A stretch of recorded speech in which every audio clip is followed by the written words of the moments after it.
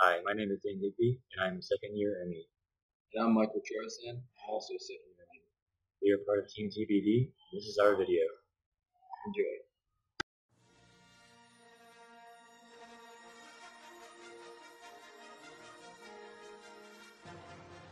Here we have a preliminary version of the competition track for the Star Wars competition. In this battle, 4 machines will compete against each other to gain the most amount of points.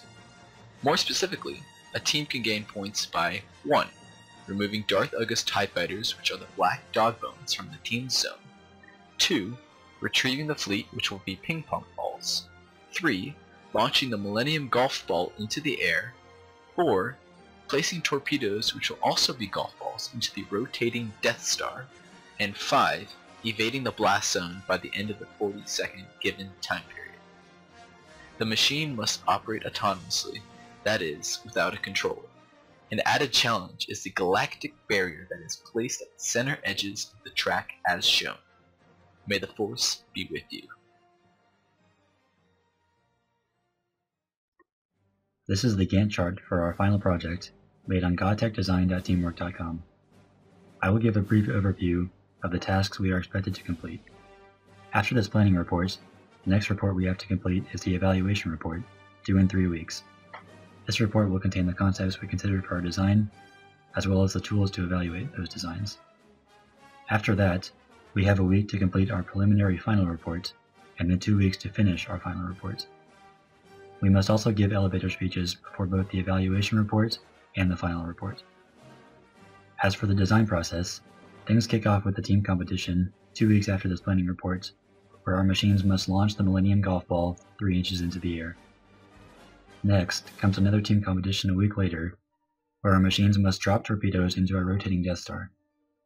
Somewhere along the way, we must also incorporate a TIE Fighter moving mechanism that we made for the individual competition into our team's design. We have a week after the torpedo run to prepare for the qualifying round, in which seeding is determined for the final competition a week later. The time between the qualifying round and the final rounds will be extremely important to revise our machine, as we will be able to see what works and what doesn't. The reports and competitions have a lot of overlapping tasks, so we will have to manage our time wisely to get everything done on time.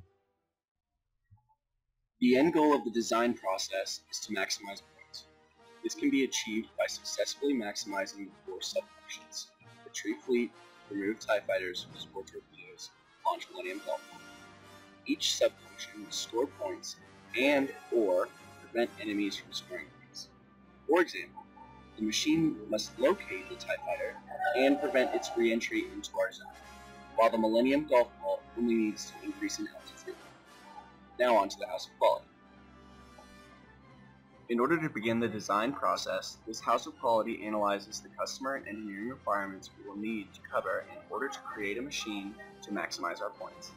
The 2 most important engineering requirements from this House of Quality are a Millennium Golf launching mechanism, as well as repeatability. Repeatability will allow us to be fatigue resistant and consistent. The lowest ranking engineering requirement, varying center of mass control, is shown in red. This requirement only pertains to 3 customer requirements. This is Team TBD. Thank you for watching our video. And may the Force be with you.